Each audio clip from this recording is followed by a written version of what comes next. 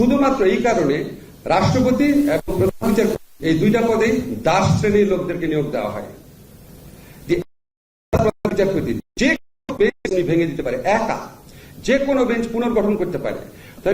BNP ক্ষমতায় সে কি করবে? আওয়ামী লীগ পন্থী যে জাতগুলো আছে ওদের সবচেয়ে আনইম্পর্টেন্ট বেঞ্চ দিবে বা বেঞ্চই দিবে না, আর নিজেদের রিক্রুট যারা আছে তাদেরকে ফান্ডামেন্টাল রাইট শোনার বা ক্রিমিনাল জুডিশনের বেঞ্চ ওগুলি দিবে, বাকিগুলোকে দিবে civil matters, company law matters, এরকম। যেমন এই বাস্তবায়নের পদ্ধতি, পথরেখা যেটা বলেছেন সেটা নিয়ে আমার দুইটা অবজারভেশন আছে। খুবই ভালো হয়েছে পথরেখাটা, কিন্তু একটা কথা বলা হয়েছে, যেমন এটা আমি প্রথম থেকেই বলতাম যে আগামী নির্বাচন হবে, জাতীয় সংসদের নির্বাচন হবে, ওই জাতীয় সংসদই সংবিধান পরিষদ হিসাবে কাজ করবে। আমাদের দেশের রাজনৈতিক ইতিহাসের নজির রয়েছে, পৃথিবীর বিভিন্ন দেশের ইতিহাসের নজির রয়েছে। এটা খুবই কনস্টিটিউশনালি একটা লেজিটিমেট পদ্ধতি। সংসদই এখানে আপনার সংবিধান পরিষদের কাজ করবে। নেপাল, শ্রীলঙ্কাতেও তাই হয়েছে। এখন আপনারা যে যখন একটা সংসদ একই সাথে সংবিধান প্রণয়নের কাজ করে, তখন কিন্তু সে খুব অল্প সময় দিতে পারে। যেমন কখনো কখনো এরকম সিস্টেম করা হয় যে সপ্তাহে 2 দিন তারা সংবিধান পরিষদের কাজ করবে, বা একটা সেশন বা 4টা সেশন সপ্তাহে করবে, তো এমনি সে খুব কম সময় পাচ্ছে।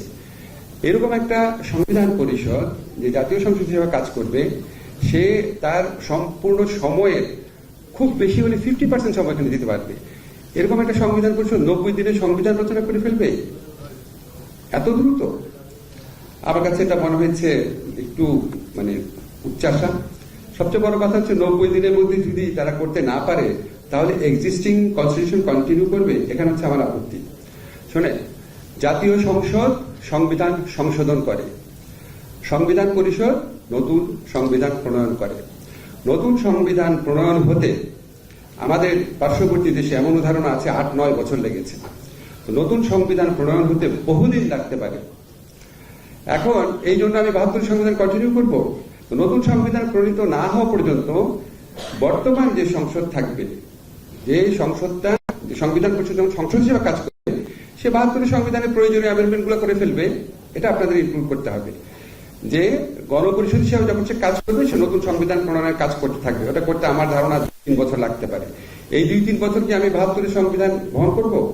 এই 2-3 বছরের জন্য তারা যখন জাতীয় সংসদ হিসাবে কাজ করবে, তখন তারা সংসদের কিছু ফান্ডামেন্টাল অ্যামেন্ডমেন্ট আনবে। যেমন আমরা সবাই জানি প্রধানমন্ত্রীর ক্ষমতা, আর্টিকেল 70, তারপরে আমরা সবাই জানি হচ্ছে যে আপনার উচ্চ আদালতের ডিসেন্ট্রালাইজেশন, বিচার বিভাগের স্বাধীনতা, এই সংক্রান্ত কিছু ফান্ডামেন্টাল জিনিস যেটা নিয়ে সমাজে বহু বছর যাবত ঐক্য আছে।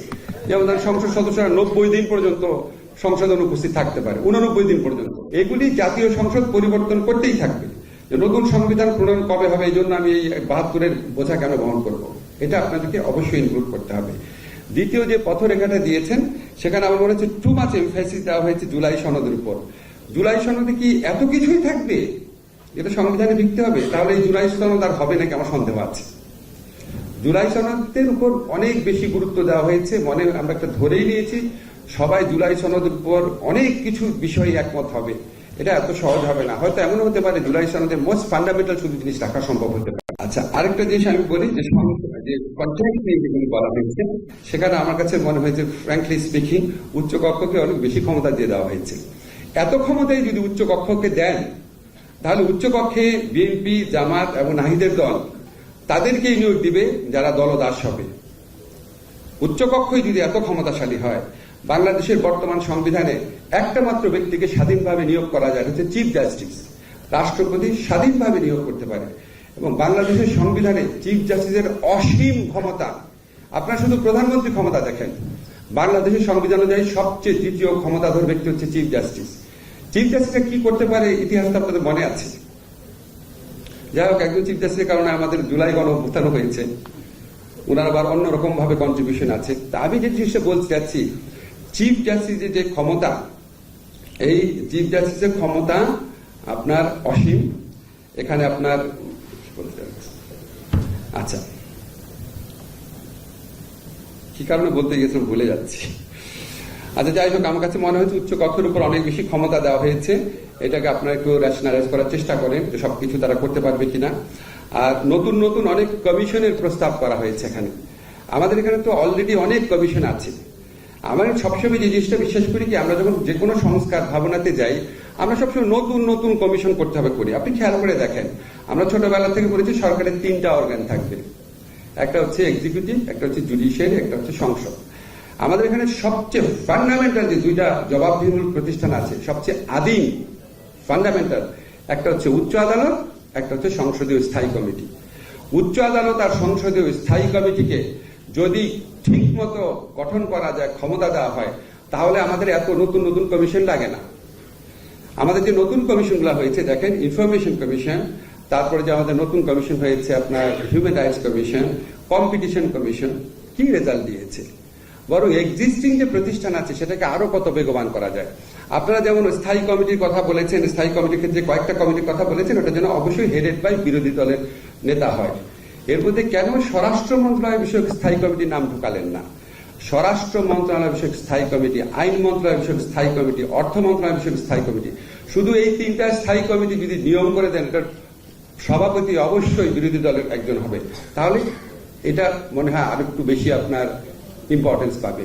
আর সংবিধানে কথা উল্লেখ করেছেন, ঠিক আছে, এর মধ্যে এস্টিমেট কমিটি বা এস্টিমেট কমিটি বাংলাদেশের হিসাব কমিটি না, এস্টিমেট কমিটির নামটাও ঢুকালে ভালো হয়। আরেকটা জিনিস একটু বলি যে প্রধানমন্ত্রীর মেয়াদ যে 2 বছর আপনারা বলেন, এটা খুব জনপ্রিয় দাবি, আমারও দাবি। প্রধানমন্ত্রী 2 বছর পৃথিবীর কোন দেশে আছে? আমেরিকা রাষ্ট্রপতির কাছে আছে। তা আপনি প্রধানমন্ত্রী 2 বছর বললেই শুধু হবে না, আপনি যদি কনভিন্সিং আর্গুমেন্ট করতে হবে তো, যে পৃথিবীর আর কোন কোন দেশ আছে সেটা বের করে তারপর দেখেন হয় কিনা। কারণ প্রধানমন্ত্রী 2 বছরের মেয়াদ কিন্তু কোথাও নাই। আপনি ইন্ডিয়া বলেন, ইউকে বলেন, কোথাও কিন্তু নাই। ফলে আপনাকে যখন বিএনপি বা অন্য যারা বিরোধিতা করতে চাবে যে প্রধানমন্ত্রী 2 বছর মেয়াদ কেন, আপনাকে কিন্তু ইমোশনাল ভাবে বললে হবে না, 2 বছর মেয়াদ করলে হবে। 2 বছর মেয়াদ যদি বাংলাদেশের বর্তমান যে সিস্টেম ছিল, 2 বছর 2টা মেয়াদও যদি রাখেন, আপনারা যেটা করতে চান, যে আচ্ছা একনায়কতন্ত্র থেকে মুক্তি চান, 2টা মেয়াদে করেই একনায়কতন্ত্র করা সম্ভব। ধরেন 2 মেয়াদের জন্য সালাউদ্দিন ভাই প্রধানমন্ত্রী হলেন ধরেন, তারপরে 2 মেয়াদে হবে ওনার স্ত্রী, তারপরে 2 মেয়াদে হবে ওনার সন্তান। 2 মেয়াদ সলিউশন না, 2 মেয়াদ শুধুমাত্র 2 মেয়াদ সলিউশন না। সবচেয়ে ইম্পর্টেন্ট একটা জিনিস, প্রধানমন্ত্রী ক্ষমতাটা কমায় দেন। প্রধানমন্ত্রীর ক্ষমতা, যেমন আমি সবসময় একটা জিনিস, ফান্ডামেন্টাল একটা জিনিস, ভারতে বলে যে রাষ্ট্রপতি ক্যাবিনেটের সিদ্ধান্ত অনুযায়ী, ক্যাবিনেটের পরামর্শ অনুযায়ী সিদ্ধান্ত নেবে, আর আমাদের এখানে রাষ্ট্রপতি প্রধানমন্ত্রী ক্ষমতা অনুযায়ী সিদ্ধান্ত নেবে। ফলে এই প্রধানমন্ত্রী ক্ষমতাটাকে অ্যাড্রেস করেন, মেয়াদটা নির্দিষ্ট দরকার আছে, কিন্তু কনভিন্সিং আর্গুমেন্ট অ্যাড্রেস করতে হবে। আরেকটা কথা, যে উচ্চ আদালত প্রসঙ্গে যেটা আপনার বলতে যাচ্ছিলাম, সেটা আমার মনে পড়েছে। বাংলাদেশের চিফ জাস্টিস ক্ষমতা সবচেয়ে বেশি প্রধানমন্ত্রীর পরে। চিফ জাস্টিসকে রাষ্ট্রপতি নিরপেক্ষভাবে নিয়োগ দিতে পারে। শুধুমাত্র এই কারণে আমার আমি কনস্টিটিউশন পড়াই প্রায় 20-25 বছর যাব, শুধুমাত্র এই কারণে রাষ্ট্রপতি এবং প্রধান বিচারপতি এই 2টা পদেই দাস শ্রেণীর লোকদেরকে নিয়োগ দেওয়া হয়। বিচারপতি যে বেঞ্চ ভেঙে দিতে পারে, একা যে কোনো বেঞ্চ পুনর্গঠন করতে পারে।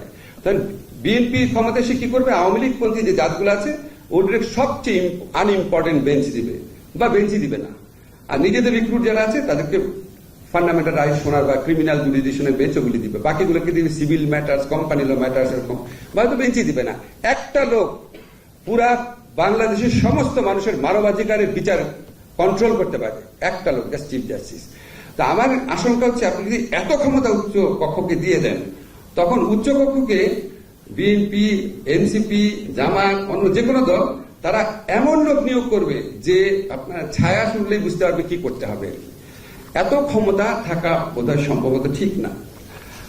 আরেকটা কথা বলি, একটু শেষ করি, এটা আমাদের সমাজের একটা ব্যাধি, আমি খুব সরি এটা বলতেছি। সেটা হচ্ছে, আমরা মনে করি যে পৃথিবীর সমস্ত সলিউশন সংবিধানে আছে। আমি দেখলাম জুলাই গণঅভ্যুত্থানের পর সবাই বলছে 72-এর সংবিধানের কারণে বাংলাদেশে এই অবস্থা হয়েছে, এই অবস্থা হয়েছে। অবশ্যই 72-এর সংবিধানের ফল ছিল, বাট 72-এর সংবিধানের কারণেই যদি এই ফল থেকে থাকে, 72-এর সংবিধানে আমরা যে শেখ হাসিনার ফ্যাসিস্ট আমল ছাড়া আমলগুলা দেখেছিলাম 90 থেকে 2006-7 পর্যন্ত, সেখানে কি জিয়াউর রহমানের আমলে অরাজকতা দেখেছি। সংবিধান তো একটাই, আরো অনেক সংবিধানে আমার একটা মনে আছে, আমি কামাল স্যারের সাথে একবার যে ফাউন্ডেশন ফর হিউম্যান রাইটস এর একটা ডেলিগেশন সদস্য মালদ্বীপে গিয়েছিলাম, তখন মোহাম্মদ নাশিদ আপনার ক্ষমতাচ্যুত হয়েছেন, সবাই মিলে চিন্তা করছে কি সংবিধান করা যায়। ইয়ামিনরা আসলো, তারপরে আবার যখন ডেমোক্রেসি আসলো, তারপর আমরা খুঁজে দেখলাম মালদ্বীপের সংবিধান হচ্ছে পৃথিবীর শ্রেষ্ঠ সংবিধান, সবাই স্বাধীন, এটা ম্যাজিস্ট্রেটকেও আপনার কর্মচ্যুত করা যায় না, মোটা একটা সংবিধান, সমস্ত কিছু সাংবিধানিক প্রতিষ্ঠান, ইনফরমেশন কমিশনের সাংবিধানিক প্রতিষ্ঠান। আপনার খুলে দেখেন মালদ্বীপের সংবিধান, তো কি হয়েছে? মালদ্বীপে কি গুড গভর্নেন্স এস্টাবলিশ হয়েছে? আর ইউকের তো কোনো সংবিধানই নাই, কম্পাইল কোনো সংবিধানই নাই। ইউকের মতো আপনার গুড গভর্নেন্স কয়টা দেশে আছে? ইন্ডিয়ার এত মোটা একটা সংবিধান, আমেরিকার এত পাতলা একটা সংবিধান। সব উত্তর সংবিধানে খুঁজেন না, এটা হচ্ছে আমার ঐকান্তিক অনুরোধ। ছোট ছোট লয়ের মাধ্যমে বিরাট পরিবর্তন করা যায়, বিরাট পরিবর্তন। একটু খুবই বিনয়ের সাথে বলি, না আমাদের দেশে সিভিল প্রসিডিউর কোড আছে। আমি খুব অবাক হয়েছি শুনে যে ওইখানে প্লেইন্ট যে আর্জিটা, রিটেন স্টেটমেন্ট, সেই দুইটা জিনিসই আপনার পরে পরে শোনানো হয়। আর যিনি প্লেইন্ট লিখেছেন, যিনি রিটেন স্টেটমেন্ট লিখেছেন, উনি মাথা নাড়তে থাকেন, হ্যাঁ এটা উনি লিখেছেন। এই শুনানি করতে 2 বছর চলে যায়, কারণ অনেকদিন পর ডেট পরে। তা আপনি যদি একটা ছোট্ট নিয়ম করে দেন, আমরা করে দিয়েছি এটা সংশোধনী করে, যে প্লেইন্ট